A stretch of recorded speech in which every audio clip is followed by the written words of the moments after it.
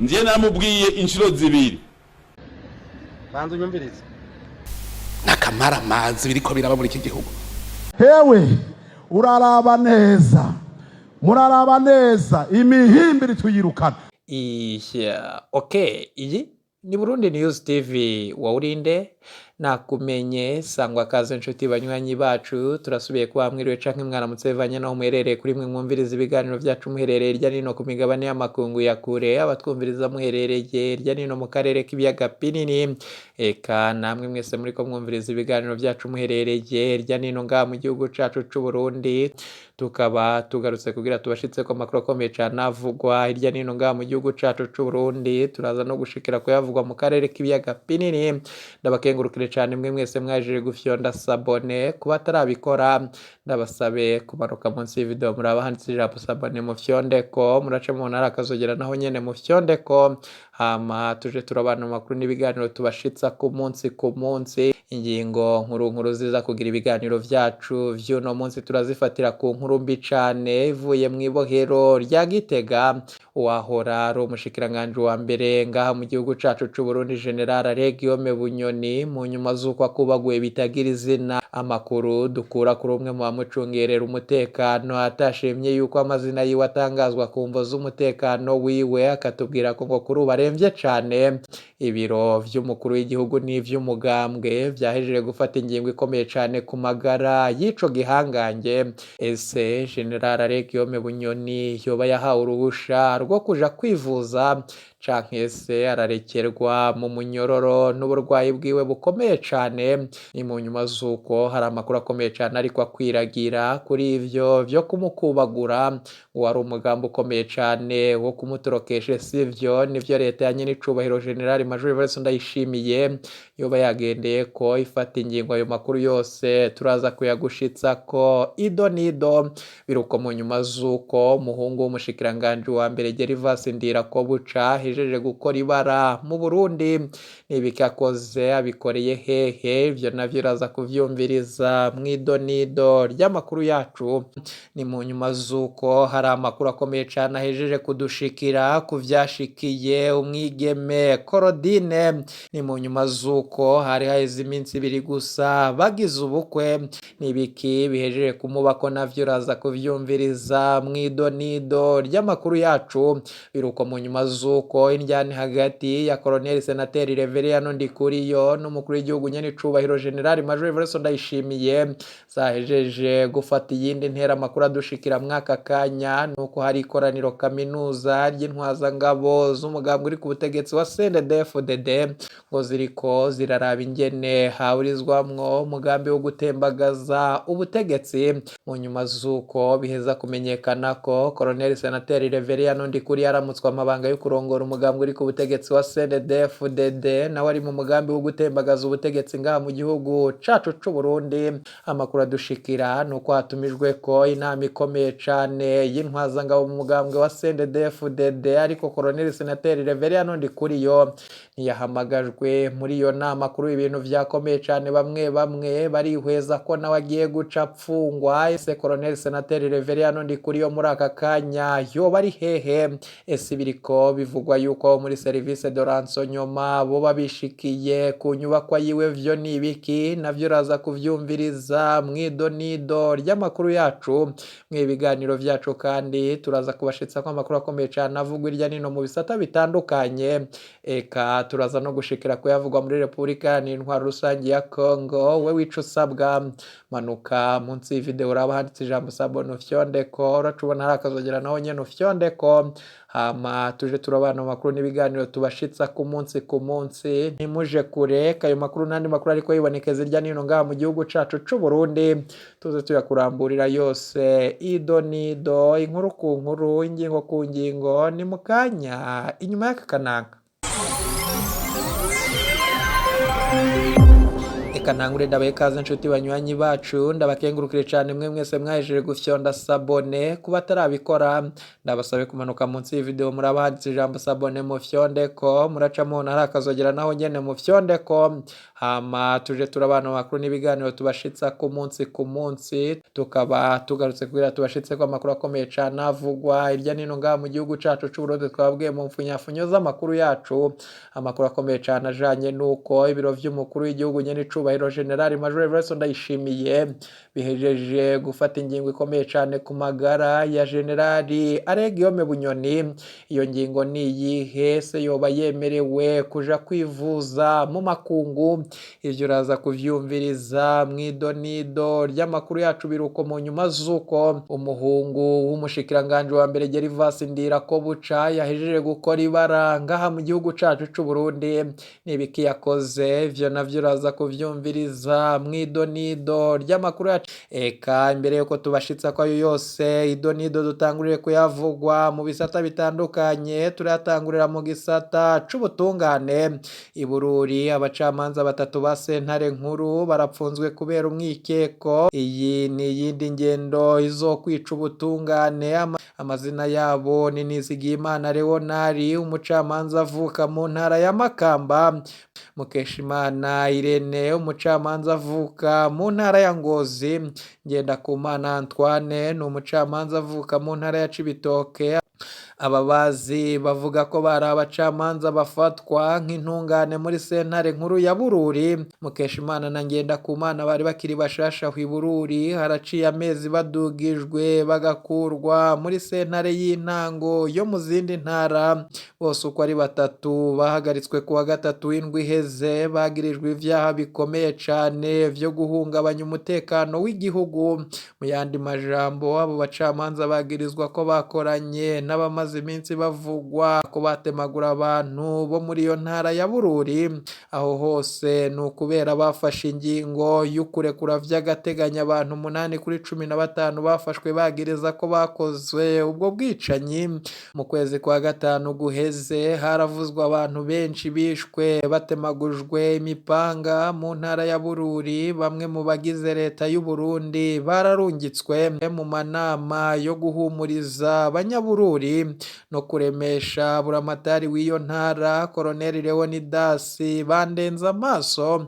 Ico gihe vyaravuzwe cane kubwo bwicanyi bwari butumbereye kwerekana ko buramatari ataca ashoboye. Haravuzwe bamwe mu bategetsi bakomeye boba bari babifisemwo inyungu mu ntumbero yo gusubirira Leonidas Bandenza amaso canke n'imiburiburi bakore ku buryo atohava habwa amabanga akomeye kurusha nko kurongora intara nshasha ya Burunga. Leonidas Bandenza amaso bamutinya kubera bamuvuga ko ari umugenzi wa nyene icubahiro General Major Everson Ndayishimiye. Haranavuzwe ibindi bikomeye cane mu rwego rwa politiki vyoba biri mu mugambi w'abashaka gutembagaza nyene icubahiro General Major Everson Ndayishimiye.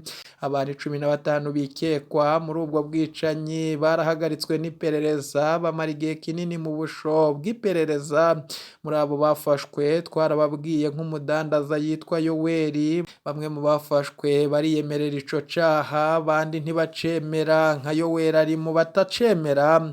Uwitwa Niyo Bushobozi James batazira Majoro yaremeye icaha irako aratanga amazina y'abavuga ko bakoranye. Benshi mu bafashwe bavuzwe n'uwo James ariko ageze imbere y'ubutungane. James yarahinduye imvugo. Hariho abantu 8 yabesheye kubera amahiri yariko arakubitwa mu iperereza. Yavuze kandi ko iperereza ryamutegetse gusubiramwo ya mazina yose imbere ya parike, ko atabivuze boca bamusubiza mu gasho k'iperereza. Nawe atinya gusubira gukubitwa carasubira azira kubesha ageze muri parike. Aha mwomenya ko na parike yagiye kubasambishiriza mu iperereza nyene. Birumvikana ko iterabwoba ryagumyeho ku banyororo. Abacamanza barabajije parike ko hari ibindi vyemezo ifise kuri abo 8 James yemeza ko yabesheye. Parike yavuze ko atakindi ifise kiretse ivyavuzwe na James, mu gihe atabindi vyemezo parike ifise. Wabavuze akaba yemeje ko yababesheye.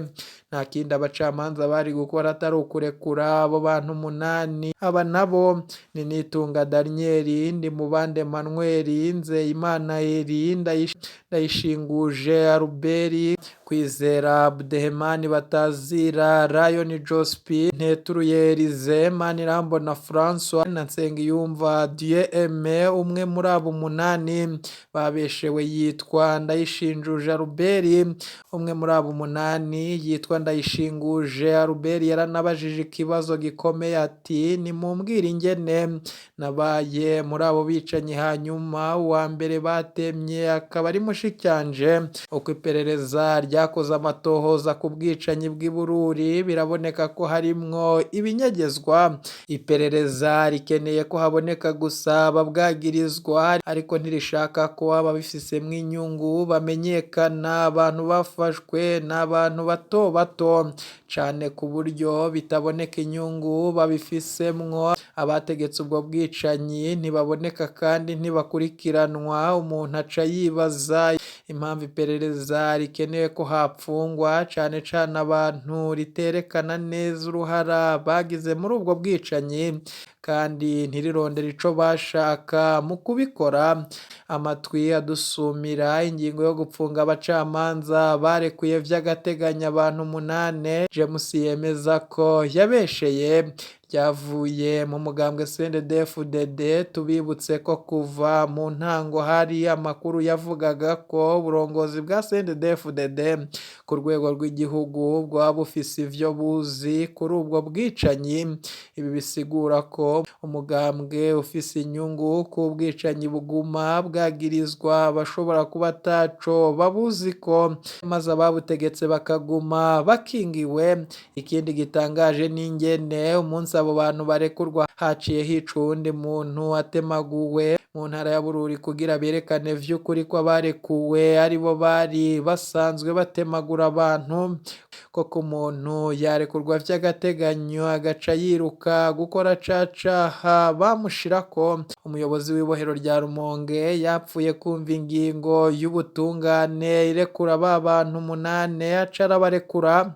Colonel Patrice Nkurikiye n'abo bakorana Peragini Ndamutsa na Florence Nimbona bisiguye bavuga ko batamenye ko parike yari yunguruje urubanza, ariko hariho ikitumvikana n'ingene bavuga ko bitiranije ingingo y'ukunguruza n'ingingo yo kurekura abanyororo. Ntivyumvikana ko bari kuvyihendako bose uko ari 3 ntihagire n'umwe usoma neza, ariko hariho ikosa rikomeye ryo gufatanya ingingo y'abacamanza n'ivyakozwe n'umuyobozi w'ibohero. Abacamanza bafashe ingingo uwundi mucamanza wese yari gufata mu gihe pariki ivuze ko atavyemezo ifise ku baburanyi, mu gihe watumye bafatwa nawe yari yemeye ko yababesheye mu ntumbero y'ukurwanya abacamanza barya ibiturire bakarenganya abanyagihugu. Evariste Ndayishimiye ariko arakora irindi kosa ryo kwibaza ko ari wafise ukuri ku bintu vyose ku buryo yoza arategeka abacamanza uko baca imanza, maze utaruciye uko nyene icubahiro avyumva agaca afatwa agapfungwa. Ivyo ntibibaho naho havuga ko yize amategeko. Hariho ibizoba vyaramucitse. Umucamanza ntategekwa uko aca urubanza. Umucamanza aca urubanza yisunze amategeko kandi akisunga aho yumva ukuri kuri. Ingingo yiwe idashimwe urubanza rurunguruzwa, maze umucamanza akurikira agasambura urwa mbere ntabwo kuba umukuru w'igihugu yitwa umucamanza kizigenza bimuha ububasha bwo kwinjira mu manza zitaragera mu rwego rwiwe. Mu minsi iheze twaridogeye cane abacamanza bo mu Kirundo kubera bambitse ibara umunyeshure Christella Ndayishimiye, bamwambika icaha kitanashoboka kugira bamupfunge. Ingingo yabo yabonekesha akarenganyo kadasanzwe kandi vyaboneka ko hariho intumbero yo gukingira uwakoze icaha. Benshi bariketse ko aho hantu hariwe ibiturire. Twishimye ko umukuru w'igihugu yiyamirije ingendo y'abo bacamanza barenganya, ariko yoraba ntagwe mu mutego wo kwibaza ko agiye gusubirira abacamanza ku buryo azohora aca imanza, uwutabikoze uko ashaka agaca apfungwa. Abahanuzi b'umukuru w'igihugu bamufashe ntajya arangwa mu makosa, biraboneka ko batariko bamufasha. Ntitwibaza ko hari umuntu yize amategeko yoshigikira ivyakorewe abacamanza Leonidas Nizigiyimana, Irene Mukeshimana na Antoine Ngendakumana b'Ibururi. Turazi neza tudakekeranya ko umushikiranganje Domine Banyankimbona nk'uwahoze ari umucamanza abona neza ko abo bacamanza barenganywa, ariko kubera Perezida Ndayishimiye yamaze kubivuga ko biragoye ko umushikiranganje abihindura. Niba arakumva abacamanza baciye bagirizwa ko bakorana n'abicanyi, nimba Procureur afise ivyemezo vyerekana ko barya 8 bakoze ubwicanyi hanyuma akanka kubitanga, niwe kumbure yanabibazwa. Hari ikindi gihambaye mu butungane badakwiriye kwiyobagiza, ntibirekuwe ko umuburanyi ahinduka icabona ca parike.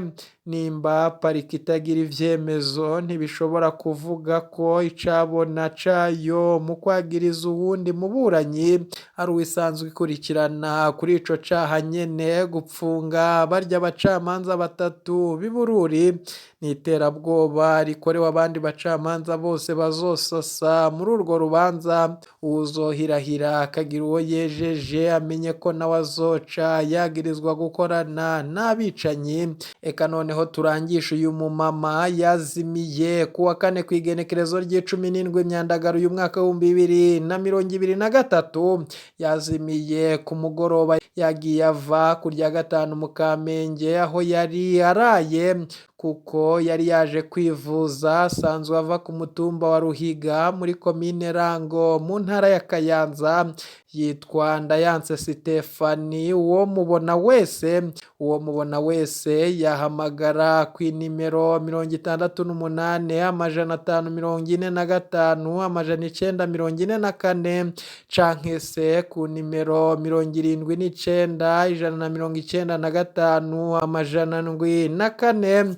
Nayo amakuru akomeye cyane twababwiye ajanye n'ivyo muhungu w'umushikiranganje wa mbere Gervas Ndirakobuca batazira ndakugarika hejeje gukora ngaha mu gihugu cacu c'u Burundi.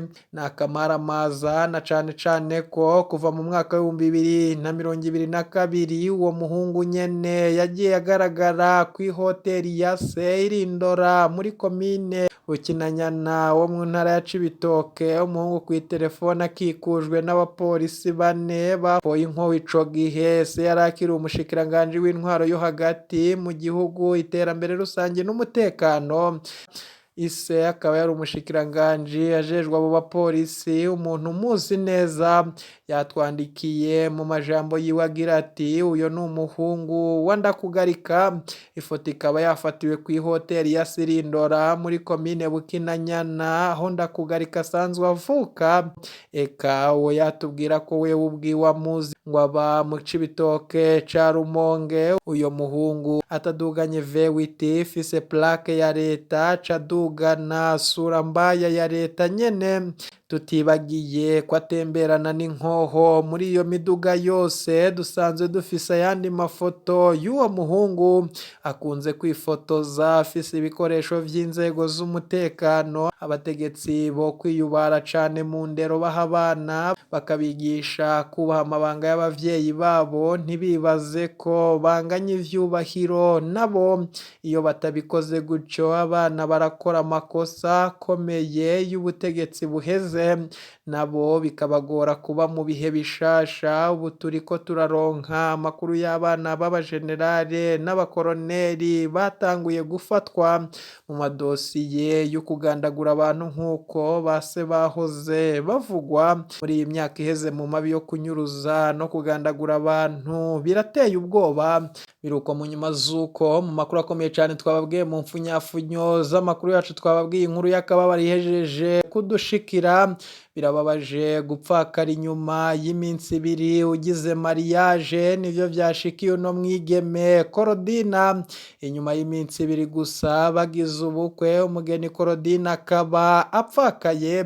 N'umubabaro udasanzwe k'uyo mugeni yabuze umugabo wiwe Rose mu gihe bari bagize ubugeni ku munsi wa gatanu uheze itariki 19 Myandagaro umwaka wa 2023 mu gisagara ca Bujumbura. Abantu benshi batewe agahinda n'urwo rupfu rw'uno musore rwashitse giturumbuka.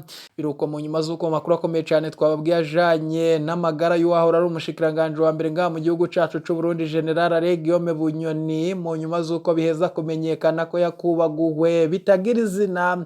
Abaryango biwe na cane cane umwigeme wiwe Darirene Bunyoni barasavye ko boca bemererwa ko General Guillaume Bunyoni yoca yemererwa kuja kwivuriza mu makungu ngo kumva z'uko yakubaguye mu gihe yarahejije igihe kitari gito yafise uburwayi bukomeye cane ka yaranasabaga kandi nabwo kuja kwivuriza mu makungu.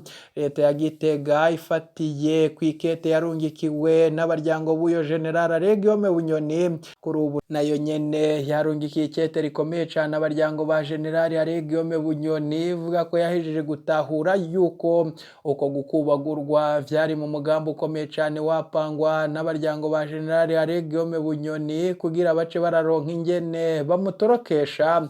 Ubu noneho leta ya Gitega yahejeje kwemeza neza ibijanye nuko uyo yahora akomeye ngaha mu gihugu cacu c'u Burundi yakubaguwe, ari kwiciranka umugambi wose wo kumurungika mu makungu kwivuza. Yavuze ko ngaha mu gihugu cacu c'u Burundi hari abaganga bakomeye cane bazomwitako aho araho mwibohero, nubwo biriko bivugwa yuko amagara yiwe yoba ageramiwe cane. Mu gihe gitoyi mushobora kumva nawe yitavye umuremyi.